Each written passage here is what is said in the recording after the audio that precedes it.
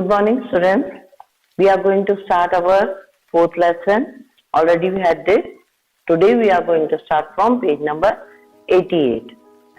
So in this, yesterday we had seen about what was the thinker's belief and how it builded the social development and how the discussion started about the previous religious issue. Then we have seen in the first millennium people like Socrates, Plato. Then in China we can see Kongzing. They all started to think about whether there is a life after death or not. Then is there anyone in the cosmos and how the humans are having contact with them. So today we are going to see beyond worldly pleasure the message of Mahavir. So here we are going to see the Indian philosopher, or we can say Mahatma or Tirandkar, who started to speak about the life beyond the death. तो यहाँ पर हम देखेंगे एक भारतीय महाविचारक या ज्ञानी या तिरंदकर जिन्होंने इस तरह की बात को मतलब निकाला कि क्या मृत्यु के बाद भी जीवन है, कि जीवन है तो कैसा होना है। तो यहाँ पर बियॉन्ड द वर्ल्डली प्लेजर उनका जो पहला वो था कि दुनिया के सुख और दुनिया की अनुभूति और दुनिया की भावना से हटकर भी क्या है जीवन जिया जा सकता। तो ये मैसेज था महावीर स्वामी का। और अगर हम देखें तो महावीर स्वामी से भी पहले बहुत सारे तिरंदकर आकर गए थे जैन धर्म में। और अगर हम देखें तो 23 तिरंदकरों ने आकर पहले इस चीज का ज्ञान दिया था। तो भारतीय लोगों के लिए ये कोई नई बात नहीं थी। So let me read the paragraph for you first, then we can start it. The basic philosophy of the Jainas are already in existence in North India before the birth of Vardhaman, who came to be known as Mahavira in the 6th century BC. According to Jaina tradition, Mahavir was preceded by 23 other teachers or known as Tirandkar. Literally, those who guide the man and woman across the river of existence. तो यहाँ पर अगर हम देखें तो जो महावीरा थे वो 23 तिरंदकर के आने के बाद आए हुए एक तिरंदकर थे। और वो ये मतलब लिटरली तिरंदकरों का मतलब होता है वो व्यक्ति जो आपको जिंदगी के नदिया से जीवन की जो ये धारा है, जीवन का जो फ्लो है उस एग्जिस्टेंस से भी बाहर जो है लेके जाए या इस स्थिति में रखे कि आप जो है इस नदिया में फ्लो ऑन करते रहे, यानी कि जीवन में आगे बढ़ते रहे। तो यहाँ पर अगर हम देखें तो इस तरीके से इनका जो सोच थी और भारतीय उत्तरी भारतीय इलाकों में इनकी सोच पहले प्रसिद्ध हो चुकी थी। नाउ सबसे जरूरी जो चीज है वो ये था कि जैनिज्म क्या है, जैनिज्म के आइडिया मेन मेथोलॉजिकल और मेन जो तिरंदकर आइडियाज थे वो क्या है। उनके ये आइडियाज जो है नेक्स्ट पैराग्राफ में आप अंडरलाइन कर लें, आपका होमवर्क भी होगा। तो यहाँ पर अगर हम देखें तो ये मानते थे कि दुनिया में हर चीज के अंदर क्या है, दुनिया जो है एनिमेटेड है और यहाँ तक कि पत्थर भी और चट्टान भी, पानी भी, हवा भी सब जीवधारी है। सबको मतलब जो हम कह सकते फील होता है, so they can understand what we are doing with them. So non-injury to living beings, किसी भी जीवधारी को आपको क्षति नहीं पहुंचानी है, उसे दुख नहीं पहुंचाना है। खास तौर से अगर हम देखें तो इंसानों को, जानवरों को, पेड़ पौधों को, यहाँ पर छोटे से छोटे इंसेक्ट्स को, और उसके ये उनका मुख्य फिलॉसफी है जैनिज्म का। और इसके अलावा जो प्रिंसिपल डॉक्ट्रिन थी वो अहिंसा, किसी के प्रति हिंसा नहीं करनी, अहिंसा व्रत लेना है, अहिंसा को सपोर्ट करना है और आगे चलना है। इसीलिए कई बार वो लोग क्या करते हैं, पूरा मास्क लगाते कि गलती से भी कोई माइक्रो या कोई दूसरा ऑर्गेनिज्म उनके मुंह पे या उनके अंदर ना जाए जिससे उसको नुकसान हो सके। इट्स रियली प्रेजिंग थिंग, ये बहुत शोषणीय वाली बात है, बहुत अच्छी बात है। देन अकॉर्डिंग टू जैना टीचिंग अगर हम देखें तो वो ये मानते थे the circle of birth and rebirth is shaped through Karma. आपका जो जीवन चक्र है और मोक्ष है, आप लोग सब जानते हैं मोक्ष यानी कि इस दुनिया से निर्वाण प्राप्त कर लेना, इस दुनिया से अल्टीमेट गॉड के अंदर चले जाना, ये विलीन हो जाना, या एक सुकून वाली परिस्थिति में चले जाना। तो यहाँ पर वो ये बोलते थे अगर आपके कर्म अच्छे तभी आप मोक्षा प्राप्त करेंगे, अन्यथा इस कर्म के चक्र में, जिसे जीवन चक्र भी कहा जाता है, आप घूमते ही रहेंगे। यानी कि वो रीबर्थ को क्या करते थे, मानते थे। देन अगर हम देखें तो जो नेक्स्ट आ रहा है वो है कि ये वैराग्य वाली भावना को मानते थे। ये बोलते थे कर्म करने के लिए आपको वैरागी होना पड़ेगा, आपको दुनिया की अभिलाषा और दुनिया की जो प्रोपेगेंडा और दुनिया की जो आकर्षण है उससे क्या होना पड़ेगा, छोड़कर आपको कर्म करने पड़ेंगे। देन अगर हम देखें तो ये दुनिया के हिसाब से बहुत मुश्किल है, पर वो रिनाउंस करते थे, उनको बताते थे कि जरूरी नहीं है कि आप इतना हार्ड एंड फास्ट हो जाओ कि आप सरवाइव नहीं कर सको, परंतु कई ऐसे रास्ते भी हैं, मोनास्टिक एक्सरसाइज है, मोनास्टिक एग्जिस्टेंस है, जिसको आप लेकर सेल्वेशन यानी मोक्ष को प्राप्त कर सकते हो। जैना मॉन्क जो थे और नंस मतलब जो जैन फीमेल जैन धर्म की अनुयायक होते हैं, वो लोग 5 व्रत का पूरी तरीके से पालन करते थे। तो ये 5 व्रत आपको नीचे दिए हुए हैं। वो उसमें है किसी भी जीव की हत्या ना करना, चोरी ना करना, किसी भी अगर हम देखें तो जो अभिलाषाओं से दूर रहना और किसी दूसरे की संपत्ति पर आंख नहीं लगाना, लालच नहीं करना। अगर हम देखें तो यहाँ पर सोर्स 4 दे रखा है। सोर्स 4 में बुद्ध भगवान के जीवन के बारे में कंपाइल किया हुआ है और इसमें जो है आपको ये भी बताया गया है कि किस प्रकार से वो एक महल से साधारण जीवन में आए। Now we are going to see the spread of Jainism. आखिर जैनिज्म पूरे हिंदुस्तान में कैसे फैला, हिंदुस्तान के बाहर मतलब दूसरे देशों में कैसे फैला, उसके बारे में हम देखेंगे।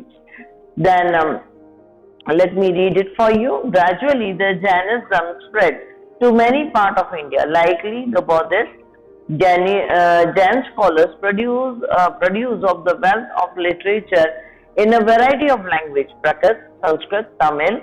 For the centuries, manuscripts of these texts were carefully preserved in the libraries attached to the temple. ये लोग क्या करते थे, लिखते थे। अलग अलग भाषाओं में इन्होंने अपने ग्रंथों को लिखा और उसको कंपाइल किया और उससे जो जैन मंदिर होते थे उनके अंदर संचित करके रखा, उनको बार बार कॉपी करते थे, उसको नाश नहीं होने देते थे। आप लोगों ने ये सब पढ़ रखा है, तो उसको कॉपी आउट करते थे और उस लिटरेचर को जीवित रखा।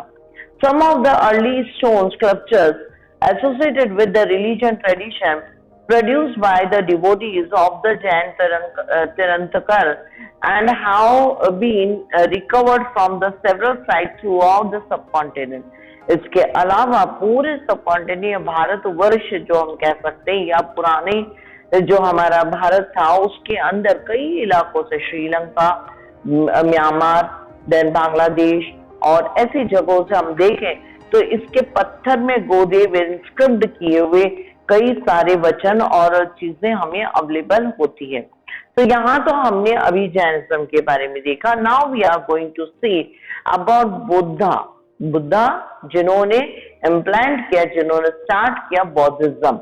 अगर हम देखें तो इनमें ज्यादा विभिन्नता नहीं दिखाई देती, ऑल्दो ये सारी चीजें तभी शुरू हुई थी जब हिंदू धर्म बहुत ही कट्टरवादिता में आ गया था और यज्ञ के नाम पे आहुतियां दी जाने लगी। पशुओं को मारकर ये मान लिया जाता था कि उनके पाप क्षमा हो चुके हैं और उनको मोक्ष प्राप्त हो जाएगा।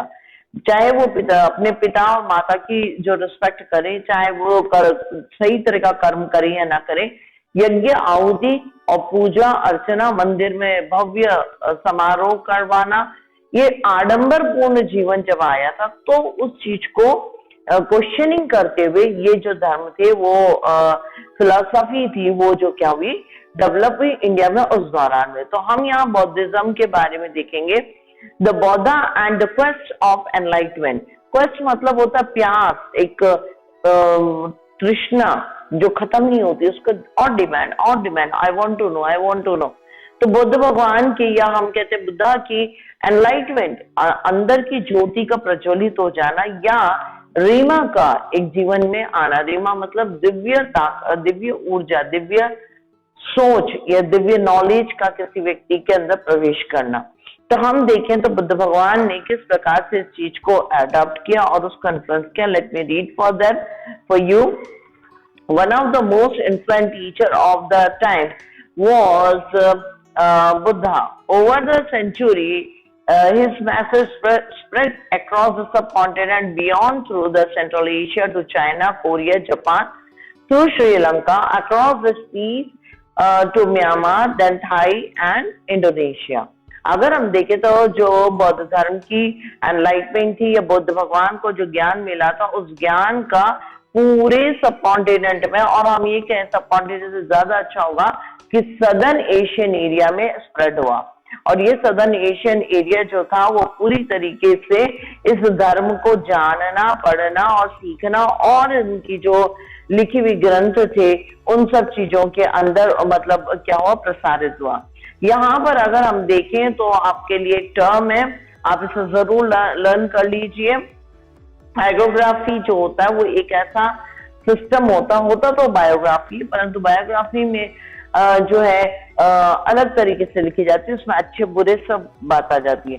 परंतु हाइड्रोग्राफी में संत लोगों की बात लिखी जाती है, जो दिव्य व्यक्तित्व होते हैं उन्हीं की बात लिखी जाती है। तो उनके लिए बुरा तो कुछ कहना होता नहीं है, सिर्फ अप प्रेजिंग होती है कि भाई वो कितने महान थे, उनकी टीचिंग से बहुत जोर होता है, जनता को एनलाइट किया जाता है, बताया जाता है कि वो ऐसा थे, उनके जीवन में ऐसा अच्छा था, तो आपको क्या करना चाहिए, उनके जैसा बनना चाहिए। तो ये जो है वो आता है, जो उनके प्रचारक जो होते थे वो इसके पर विश्वास करते थे और उसको पढ़ते थे। नाउ नेक्स्ट पैराग्राफ में मैं जा रही हूँ। अगर हम देखें तो बौद्धा टीचिंग जो है वो बहुत केयरफुली एडिट की गई थी, बनाई गई थी, एडिट किया उसको, और इतिहासकारों को कंस्ट्रक्शन मिला ताकि उनके जीवन के बारे में, उनके चरित्र के बारे में, उनके शिक्षा देने के बारे में, उनके पोस्चर्स के बारे में, हर चीज के बारे में जो है विदित हो जाए, लोगों को पता चले कि वो क्या बोलना चाहते थे और उन्होंने किस तरीके से जो है उन्होंने लोगों को इम्प्रेस किया और लोगों को इस धर्म के आगे अनुयायक बनने के लिए प्रेरित किया। अगर हम देखें तो बुद्धा जो है मेमोरीज, बड़े जो टीचर्स की मेमोरीज को जो है इसके अंदर रखा गया। देन लास्ट पैराग्राफ में अगर आप देखें तो यहाँ पर एक और नाम आता है सिद्धार्थ। सिद्धार्थ कोई और नहीं थे, सिद्धार्थ वही व्यक्ति हैं जो बुद्धि पाने से पहले बुद्धा का नाम रखा गया था। तो बुद्धा से पहले सिद्धार्थ थे वो, और जो सिद्धार्थ थे वो बहुत एक शहजादे की तरह थे, एक राजकुमार की तरह थे। वो एक हम देख सकते हैं कि शाक्य क्लेन मतलब एक वंश, या हम कह सकते हैं एक विशेष जो कुल था उसके जो चीफ थे, यानी कि उसके मुखिया थे, उनके पुत्र थे ये। इनको ऐसे पाला गया कि इन्हें दुख से दूर रखा गया, क्योंकि इनके जब मम्मी के अपने मदर के गर्भ में थे तभी ऐसा था कि या तो ये संत बन जाएंगे और या फिर ये जो है बहुत अच्छे चक्रवर्ती सम्राट बनेंगे और जनता इनको क्या करेगी, पूजेगी। अल्टीमेटली इनके फैमिली वालों ने ये डर के कि कहीं ये वैराग्य ना ले ले, इन्हें दुखों से बहुत दूर रखा और इन्हें महल में हर सुख सुविधाएं और हर चीज दी। परंतु नियति कुछ और थी, और चक्रवर्ती सिर्फ यही नहीं होता कि शासन करे और बैठ के, वो दिलों पर राज्य करने वाले व्यक्तित्व बनना था उनके भाग्य में। तो इसलिए उन्हों को महल से एक दिन वो निकले अपने चैरियट पे, रथ पे, और रथ पर जब निकले तो उन्होंने जीवन के एक्सट्रीम दर्द वाले सीन देख लिए जो जिससे उनका परिवार उनको दूर कर रहा था। तो वो एक्सट्रीम वाले दर्द में सबसे ज्यादा अगर हम देखें तो उन्होंने एक मृत्यु शैया पे पड़ा हुआ व्यक्ति देखा, एक बुजुर्ग व्यक्ति देखा जिसको कोई संभालना नहीं पसंद कर रहा था, और एक ऐसा व्यक्ति देखा जो बेहद दर्द के अंदर और बीमारी में पड़ा हुआ था। तो ये जो मतलब व्हाट टू से ऐसा दर्दनाक जो सीन उन्होंने देखा, और उन्होंने देखा कि क्या इंसानियत या क्या मानवता यही है, कि क्या जिंदगी का जो सारांश यही है कि इंसान मर जाएगा, क्या इंसान बीमार पड़ जाएगा और जब बुढ़ा हो जाएगा तो कोई मुझे इस तरह से जैसे संभाला जाता है वैसे नहीं संभालेगा, लोग मुझसे नफरत करने लग जाएंगे, जब मेरे दांत गिर जाएंगे, जब मैं बिल्कुल मतलब हाथ पांव चलने बंद हो जाएंगे, मेरी बॉडी के अंदर के पार्ट्स खत्म हो जाएंगे। तो इस सब चीज को सोचने लग गए, और सोचकर जब उन्होंने क्या किया, वह उन्होंने सोचा कि मैं इसका कोई ना कोई समाधान निकालूंगा। देन सिद्धार्थ जो थे, सिद्धार्थ ने डिसाइड किया कि मैं मृत्यु, आप इसको अंडरलाइन करके रखें, मृत्यु से व्याधि, मृत्यु और शांति की खोज पर निकल गए। अब उन्होंने क्या किया, कई रास्ते अपनाए और उस रास्ते में जो है वो आगे बढ़ते गए, परंतु उन्हें कहीं पर भी इसका जवाब नहीं मिला। एट लास्ट अगर हम देखें तो वो एक बोधा वृक्ष थे, उसके नीचे बैठ के आसन लगाकर वो क्या है कई दिनों तक जो है अपने मतलब अल्टीमेट कॉस्मो, गॉड, अल्लाह, भगवान जिसकी भी आराधना कर रहे थे, जो एक अल्टीमेट है, और उससे उनको ज्ञान मिला। और जब वो ज्ञान मिला तो उन्होंने उसका क्या किया, वर्णन किया, उसको सब लोगों को फैलाना शुरू किया। उन्होंने जीवन के अस्तित्व के बारे में लोगों को बताया कि वो कितना क्षणभंगुर है, वो उसके अंदर क्या क्या प्रॉब्लम्स है। सो लास्ट पैराग्राफ में आपके लिए पढ़ के और उसे यही कंक्लूड करूंगी। देन जो क्या गौतम बुद्ध थे, तो explore the several paths including the bodily mortifying things which led him to the situation near to death. Then he started the new method. The several days finally attained the enlightenment, that is Buddha Gyan. After this he came to know the both or enlightened one. उसके बाद उनका नाम जो है वो सिद्धार्थ से क्या हो गया, enlightened one यानी कि बुद्धा बन गया। और अगर हम देखें तो उन्होंने उसके बाद जो जीवन के बारे में एक शिक्षा निकाली, उसका नाम रखा धम्मा। ठीक है, ये धम्मा वो रास्ता था जो रिलीजियस जीवन के लिए आपको एक अनंत लोक में ले जाए, या मन की शुद्धि हो, आत्मा की शुद्धि हो, और मन शांत और इंसान जो कॉस्मोस से अपने आप को रिलेट कर सके। सो आज का आपका होमवर्क है। थैंक्स बच्चों, आप अच्छे से होमवर्क डाल रहे हैं। फिर भी मैं ये कहूंगी 3-4 बच्चे हैं, मैं नाम नहीं ले रही हूँ, अगर आप ऐसे कर रहे हैं तो मुझे आज आपको कॉल करना पड़ेगा। So please do the work. मैं कोई आपको 5 पेज का वर्क नहीं दे रही हूँ, आप प्लीज उसको करें। आपके करने से ना तो मुझे कोई फायदा होने वाला है, और बनिस्बत आपको फायदा होगा, क्योंकि आप जो है बोर्ड अटेम्प्ट करेंगे। ऐसा भी नहीं होने वाला कि कोरोना है तो आपको ऐसे पास कर देंगे, पास नहीं करेंगे, उल्टा वापस 12वीं में रख देंगे। सो 12th वापस रिपीट हो जाएगी, तो उससे तो अच्छा है ना कि आप थोड़ा बहुत पढ़ लें, तो कम से कम इतना तो हो जाए कि आपका काम सही हो जाए। So you have to give me answer about, write down the question. Okay, so give 5 points about Jain philosophy. Give 5 points about Jain philosophy. Next question है, how Buddha got enlightenment. You have to give all the story, okay? How Buddha got enlightenment. Next question, what is Dhamma? What is DHAMMA? Okay, have a nice day. Take care. Bye.